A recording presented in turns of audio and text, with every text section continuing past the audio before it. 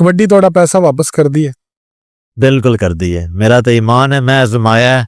मेरी डाइट जितनी अच्छी होंदी है, क्योंकि एक पहलवान कहते हैं, एक पहलवान एक बंदे का खाना खर्चा एक साइड ते पूरे टब्बर का एक साइड ते। हुण अगर देसी घी तुसीं खांदे हो, देसी चिकन खांदे हो, मटन खांदे हो, दूध, ड्राई फ्रूट, हिसाब लो खर्चा बहुत ज्यादा है।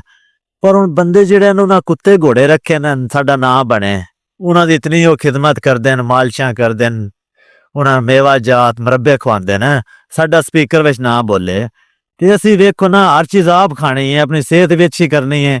ते कल बंदियां तुहानूं मिलने तरसना है, तुहाडी गेम अच्छी होनी है, तुहानूं इनाम देना है। तो मैं ना इस तो वड्डा शौक केड़ा है कि तुसीं खाना भी आप है ते वाम तुहानूं इनाम ही दे रही है, इज्जत शोहरत भी। भी है, इज्जत भी है। अपनी इज्जत दे नाल फायदे हुंदे न? जी माशाअल्लाह बड़े फायदे होंदे न। हुण असीं पंजाब, पाकिस्तान या बाहर भी टूर कीते, जिथे जाने हैं लोग जिस टाइम तुहानूं पहचानदे न, तुहाडी फेम अच्छी वजह तो इज्जत वाली फेम है, ते बड़ा अच्छा लग रहा है। कोई भी किसी महकमे विच काम होवे जाविए या कोई शॉपिंग करन जाविए, जिस टाइम लोग मिलते हैं, हर बंदा नाम तो वाकिफ होंदा है, वो तुहानूं डिस्काउंट करता है, तुहाडी रिस्पैक्ट करता है, तो बहुत अच्छा लगता है। कबड्डी की वजह तो मेरी पहचान बनी है।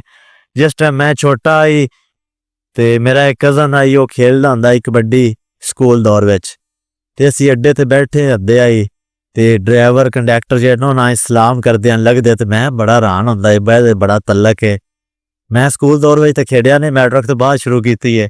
उस टाइम समझो असां नाल दे पिंडां वाला भी बंदा कोई नहीं जानदा, ते जिस टाइम कबड्डी शुरू कीती है, हुण तुसीं पूरी दुनिया विच वेखो, जिथे भी कबड्डी का नाम आना है उत्थे सुहेल गोंदल नूं अवाम जानदी है। और माशाअल्लाह जिथे भी जाइदा अवाम प्यार करदी है, सैल्फियां लैंदी है। ये सब मकाम, सब इज्जत कबड्डी की वजह तो ही है। और कबड्डी नाल मैनूं इश्क है, जिहड़ा मैं सैटअप सारा बना के बैठे हाँ, ये कोई आशक बंदा ही कर सकता है। सही गल है। कबड्डी नाल इश्क है, तो इंशाअल्लाह जितना चिर मेरी जिंदगी है, ना ये मैं स्टेडियम खत्म करांदा, ना कबड्डी की अकैडमी खत्म करांदा।